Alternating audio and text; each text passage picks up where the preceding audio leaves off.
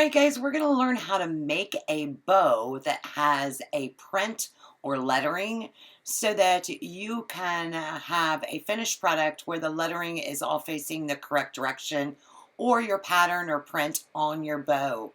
So to start with, I'm going to use some 26 gauge wire, and I typically cut it at 24 inches and place it between the pegs on our easy bow maker. So we're going to start by laying the wire. We're going to place our ribbon on the spool, measure out the length of our tail, and of course the length is going to be personal preference for your design.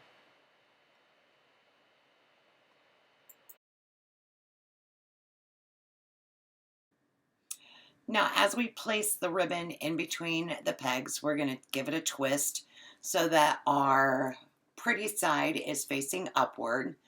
On our first loop, it's going to be normal. So in this case, the trucks on our ribbon are facing the correct direction when you're looking at it from the side of the bow maker that I'm currently on.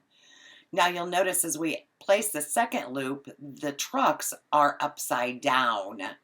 So what we want to do is place this so that the trucks are both correct positioned and the wheels are towards the ground. The front end of the truck is facing the right direction. So we just basically want it facing the same direction instead of that upside down. So in order to accomplish that, we're going to give it an extra twist. So on our first loop, we're okay, we're already facing the right direction, but on our second loop, after we place it in between the pegs, we're going to twist that loop one more time. So just simply turn it over one more time to get the truck facing the right direction, or if you're using ribbon with lettering, so the lettering is facing the correct direction. One thing to keep in mind is when you give this the extra twist in there, it does tend to bunch up more than normal there at the center. So you do want to take caution in that.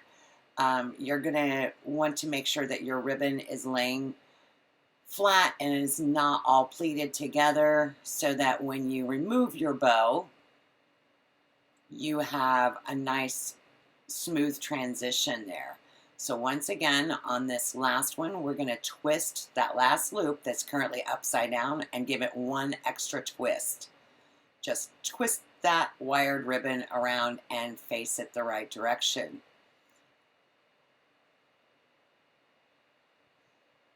Now all of our trucks are facing the right direction. All right, so now that we have our first ribbon in there, we're actually, for this particular bow, we're going to add one additional ribbon. So I'm going to use this red and white wide striped 1.5 inch ribbon on top of our 2.5 inch red truck ribbon. So we're just simply, again, going to place it on the peg, and because this ribbon does not have to, doesn't have different patterns that we need to worry about working with, we can simply just add those loops normally. We don't have to do all of those extra twists in there. So we're just going to add some additional loops, 2 loops on each side. And you'll notice that our second loop is a little bit shorter than our red truck ribbon.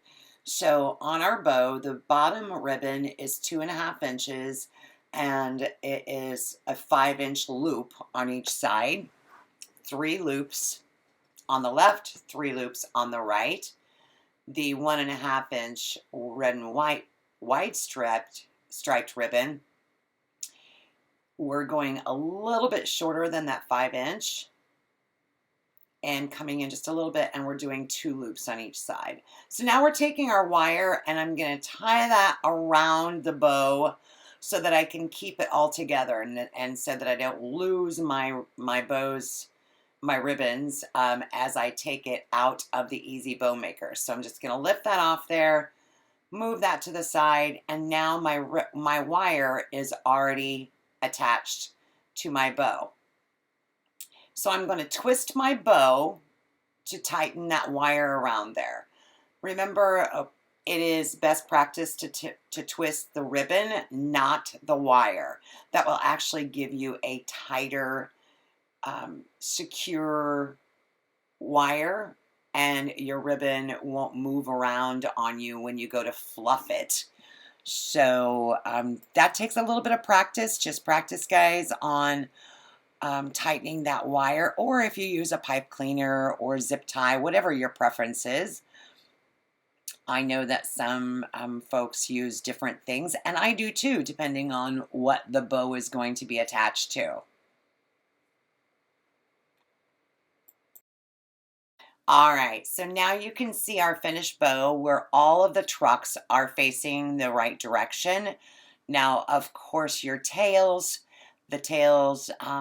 of your bow, that may vary. And again, just using that twisting technique. But here's an example of a bow that I did not use that twist on. So on the right, or on my right, the lettering is right side up, but on the opposite side, the lettering's upside down. So to avoid all of that, just use the technique that we just showed you. And again, taking caution when you do that extra twist to try and avoid those extra pleats in the center of your bow. If you would like to find ribbon just like this used in our bow today, please check for the links below in the comments. And as always, please subscribe to our channel so that you can be notified of any future videos, and go back and watch some of our videos that are currently on our page. Thank you all for watching, and have a great day and stay safe.